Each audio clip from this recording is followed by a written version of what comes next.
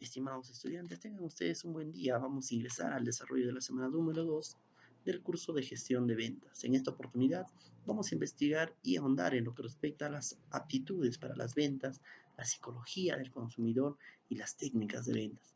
Pero para ello debemos dar mucha importancia a los principios básicos relacionados a la administración, de los cuales vamos a conocer tres áreas fundamentales en lo que respecta a la teoría del origen de la administración, como un tema libre, como un tema de apoyo para poder conocer un espacio de las actividades que venimos desarrollando en el amplio camino de nuestra formación y crecimiento profesional. Muy bien, vamos a iniciar con nuestras actividades de la semana número 2. A continuación detallamos los puntos señalados.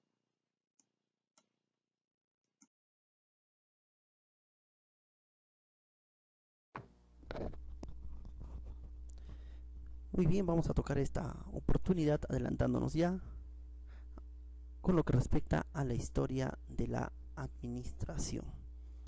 Para poder entender la administración, se debe conocer la perspectiva de la historia de su disciplina, los hechos acerca de lo que ha pasado en situaciones similares anteriores y relacionarlas con otras experiencias y otros conocimientos actuales. Es por eso la importancia de conocer la historia y origen de la administración. La administración aparece desde que el hombre comienza a trabajar en sociedad. El surgimiento de la administración es un acontecimiento de primera importancia en la historia social y en pocos casos, si los hay, una primera importancia o una institución básicamente nueva ha surgido tan rápido como es la administración, desde principios del siglo. Pocas veces en la historia de la humanidad una institución se ha manifestado indispensable con tanta rapidez. La administración, que es el órgano específico encargado de hacer que los recursos sean productivos, esto es con la responsabilidad de organizar el desarrollo económico. Refleja además el espíritu esencial de la era moderna. Es en realidad indispensable y esto explica por qué una vez creada creció con tanta rapidez. El ser humano es social por naturaleza, por ello tiende a organizarse y cooperar con sus semejantes. La historia de la humanidad puede describirse a través del desarrollo de las organizaciones sociales, partiendo en la época prehispánica por las tribus nómadas, donde comienza el tema de la organización, para que ellos recolecten las frutas, la caza de animales y después, con el descubrimiento de la agricultura, da paso a la creación de las pequeñas comunidades. Si pudiéramos revisar toda la historia de la humanidad, encontraríamos que los pueblos antiguos trabajaron unidos en organizaciones formales. Ejemplo pueden estar los ejércitos griegos y los romanos, la Iglesia Católica Romana, la Compañía de las Indias Orientales, entre otras. También las personas han escrito sobre cómo lograr que las organizaciones sean eficaces y eficientes mucho antes de que el término administración hubiera aparecido o se hubiera definido como en la actualidad. Las sociedades se han ido transformando, ya que durante siglos se caracterizaron por poseer formas predominantes agrarias, donde la familia, los grupos informales y las pequeñas comunidades eran importantes. Posteriormente, estas se transformaron en otras de tipo industrial, impulsadas por la revolución industrial y caracterizadas por el surgimiento y desarrollo de las grandes organizaciones y centros industriales. El cuerpo sistemático de conocimiento sobre la administración se inicia en plena revolución industrial en el siglo XIX, cuando surgieron las grandes empresas que requerían de nuevas formas de organización y prácticas administrativas. La empresa industrial a gran escala era algo nuevo en esa sociedad. Nosotros vemos, ¿no?, por ejemplo, a los venecianos 1300 años después de Cristo, la Edad Media con el feudalismo. Cabe resaltar que la administración ha existido desde el principio de los tiempos, como en China, Grecia y Egipto, entre otras naciones que destacaron por sus aportes a la administración. Dicha administración no se encontraba tan definida como hoy se observa, con una estructura, departamentalización y organización como las que se reflejan en las compañías del presente. Con el transcurso de la historia han habido grandes pensadores: Shaw, Weber, Sócrates, Platón, Aristóteles, Pericles, Fayol, Taylor, entre otros, que han contribuido a cimentar una base para la administración y que posteriormente se mejoraron dichos puntos de vista hasta llegar a que unas prácticas laborales diferentes a las concebidas en un principio. Vemos ahora en adelante, vamos a tocar el tema de los principios de Fayol, una de las personas claves de lo que es el tema de la administración. Principios de Henry Fayol. Henry Fayol nació en Estambul en 1841, falleció en París en 1925. Él es ingeniero y teórico en el tema de la administración de empresas. Nació en el seno de una familia burguesa. Henry Fayol se graduó como ingeniero civil de minas en el año de 1860 y se desempeñó con el mismo cargo de ingeniero en un importante grupo minero y metalúrgico, en una sociedad anónima con Metri for Chambal. Él habla de la revolución agrícola. Él también menciona el tema de la revolución artesanal.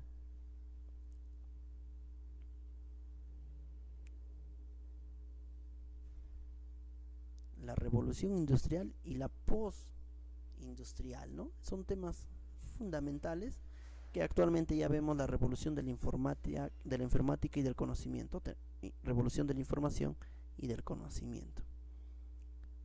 Él sustenta esta revolución surge principalmente cuando el internet llega a la vida cotidiana de las personas, la tecnología, los TICs, ¿no? Henry Fayol sustenta ello porque él ha vivido las consecuencias de la revolución industrial, porque él formaba parte de esa empresa, ¿no? Se le consideraba como el padre de la administración. Ya lo mencionábamos, él ingresó a trabajar a una empresa metalúrgica en el cual se desenvolvió, ¿no? Donde desarrolló todos los conocimientos adquiridos como profesional. A sus 25 años, él fue nombrado gerente de la mina y poco más de los 47 años ya era considerado el gerente general de dicha empresa, que en su momento tenía una etapa muy difícil por el tema de la revolución industrial, y para mejorar la calidad de la administración él utilizó 14 principios, los 14 principios del management. Uno de ellos principal es la división del trabajo. No debemos olvidarnos que la especialización permite que el individuo acumule experiencia y mejore continuamente sus habilidades para que él pueda lograr mayor productividad dentro de la empresa.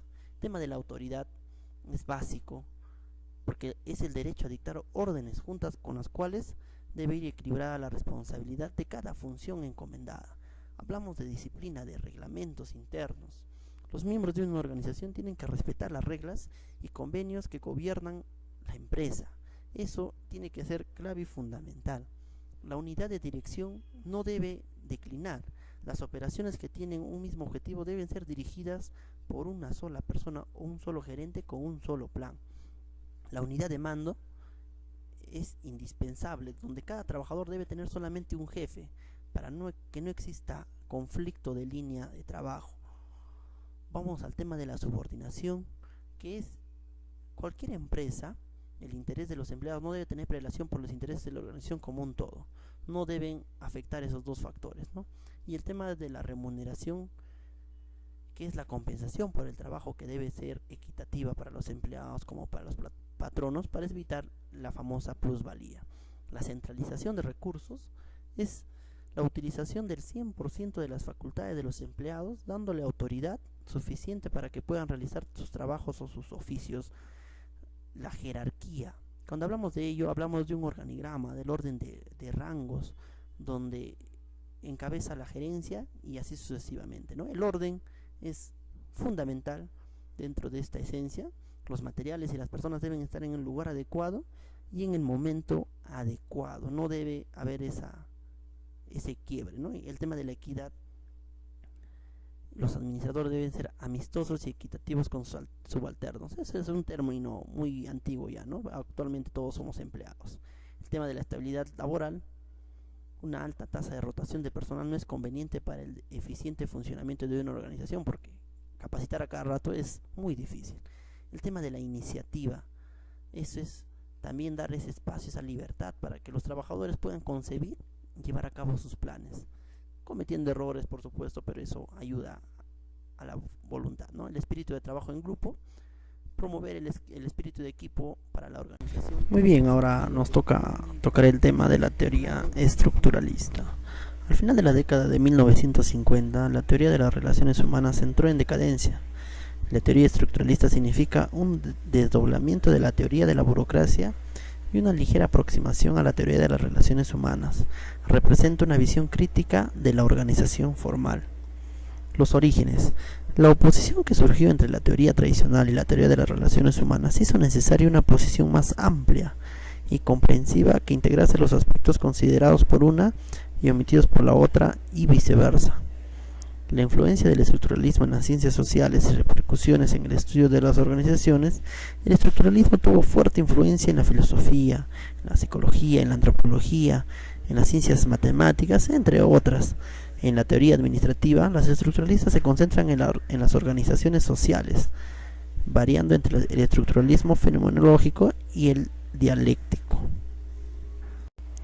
El estructuralismo está enfocado hacia el todo y para la relación de las partes en la constitución del todo, la totalidad, la interdependencia de las partes y el hecho de que todo es más grande que la sencilla suma de sus partes son las características básicas del estructuralismo. Mencionan tres: la estructura formal, el análisis de los objetivos, y se concentra en su estructura interna y la interacción con otras organizaciones. Los orígenes de la teoría estructuralista en la administración fueron los siguientes. El estructuralismo se preocupó exclusivamente por las estructuras e ignoró otros modos de comprender la realidad. El estructuralismo es un método analítico y comparativo que estudia los elementos o fenómenos en relación con una totalidad, destacando el valor de su posición. Los autores estructuralistas buscan interrelacionar las organizaciones con su ambiente externo, que es la sociedad organizacional, caracterizada por la interdependencia de las organizaciones. Vamos a encontrar a principales representantes, entre ellos el representante de la dialéctica es Carlos Marx, quien asegura que la estructura se compone de partes que a lo largo del desarrollo del todo se descubren, se diferencian y de una forma dialéctica ganan autonomía unas sobre otras, manteniendo la integración y la totalidad sin hacer suma o reunión sobre ellas, sino por reciprocidad instruida entre ellas. También habla Max Weber, un fenomenólogo. La estructura es un conjunto que se constituye, se organiza y se altera, y sus elementos tienen una cierta función bajo una cierta relación, lo que impide que el tiempo ideal de la estructura retrate fiel e íntegramente la diversidad y la variación del fenómeno real. James Thomson este notable autor se ha despegado casi por completo de las particulares orientaciones que estaban en boga en aquel momento. Su perspectiva respecto al perfil que adoptan las organizaciones eficientes se diferencia por completo de las ideas de Chester Barman, como así también el enfoque cognitivo, que es el privilegiado por James March y Herbert Simon. Es notable que además se distingue el enfoque de dos opciones a que hacen mención Burns y Starker en 1961, y que despliega con precisión Thomas Burns al referirse a las nuevas formas organizacionales de la historia. Victor Thomson, Burton Clark y Jan Vitt, entre otros, son estructuralistas. Las organizaciones pasaron por un proceso de desarrollo a lo largo de 4 etapas, que son la etapa de la naturaleza, como etapa inicial en la cual los factores naturales, o sea, los elementos de la naturaleza, constituían la base única de subsistencia de la humanidad. En la etapa 2, la etapa del trabajo, que nace a partir de la naturaleza, surge un factor perturbador que inicia una verdadera revolución en el desarrollo de la humanidad. El trabajo, condiciona las formas de organización de la sociedad. La etapa 3 habla de la etapa del capital, en la cual prepondera sobre la naturaleza y el trabajo, transformándose en uno de los factores básicos de toda vida social. Igual pasamos a la cuarta etapa, que es el de la organización, en el cual ya se someten los 3 anteriores, la naturaleza, el trabajo y el capital, para formar y dar luz a la organización. La sociedad ha pasado por varias etapas para alcanzar un alto grado de industrialización. Son las siguientes. Vamos a mencionar 4 de los principales. El universalismo de la Edad Media, caracterizada por la predominancia del espíritu religioso. El liberalismo económico llega a ser el número 2, que también acompaña el tema social en los siglos XVII y XIX, caracterizado por el ablandamiento de la influencia estatal y por el desarrollo del capitalismo. El 3, el socialismo con la llegada del siglo XX, obligando al capitalismo a dirigirse por el camino del máximo desarrollo posible. La actualidad, que se caracteriza por una sociedad de organizaciones. Muy bien, vamos a tocar el tema ahora de la teoría de sistemas. Orígenes de la teoría de sistemas. La teoría general del sistema surgió con los trabajos del alemán Ludwig von Bertalanffy, un alemán muy conocido dentro del mundo de los sistemas, ¿no? No busca solucionar problemas o intenta solucionar prácticas, pero sí producir teorías y formulaciones conceptuales que pueden crear condiciones aptas para seguir desarrollando nuestras cosas. Orígenes. Muy bien, siguiendo con el tema del origen de la administración, se fundamenta en tres premisas básicas.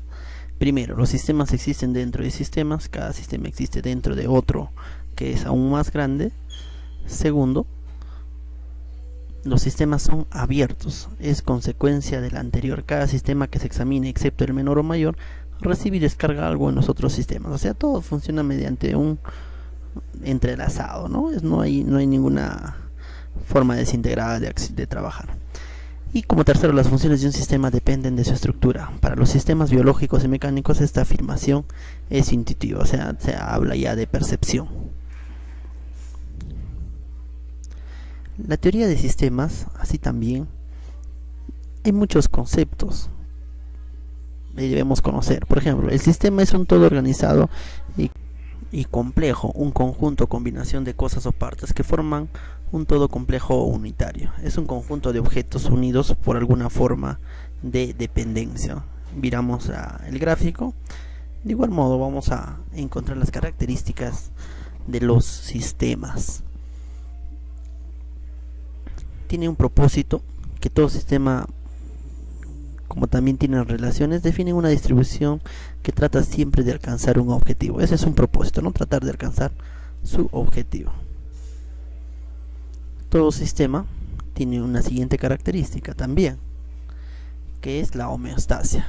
Es el equilibrio dinámico entre las partes del sistema, al fin de alcanzar el equilibrio interno con los cambios externos que también están en el entorno, ¿no? Esa es la homeostasia.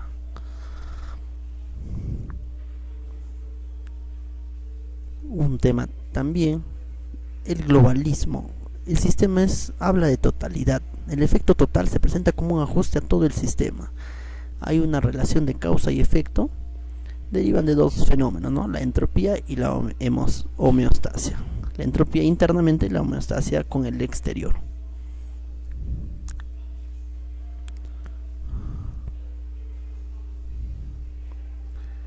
La entropía es la tendencia de los sistemas a desgastarse, a desintegrarse para el relajamiento de los estándares y un aumento de la aleatoriedad. La entropía aumenta con el correr del tiempo.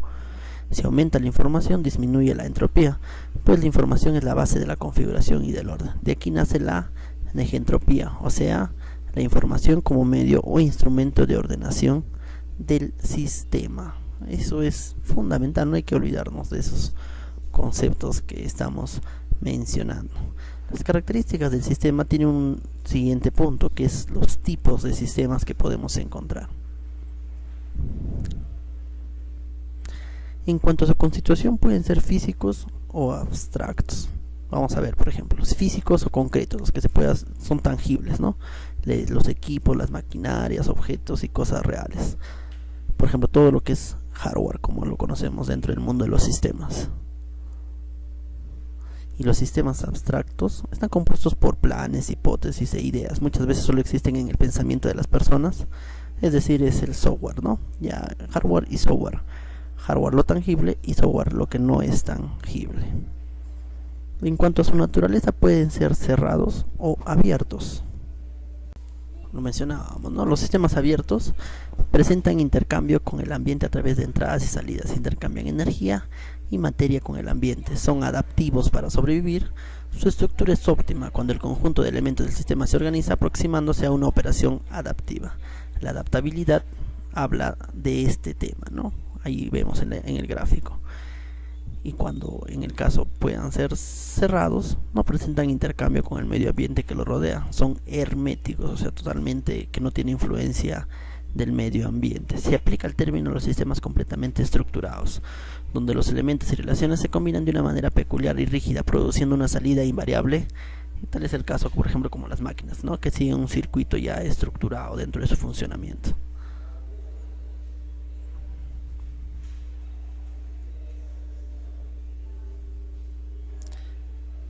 Siguiendo con el tema de tipos de sistemas, existen parámetros de los sistemas. Hay requisito también conocer esto.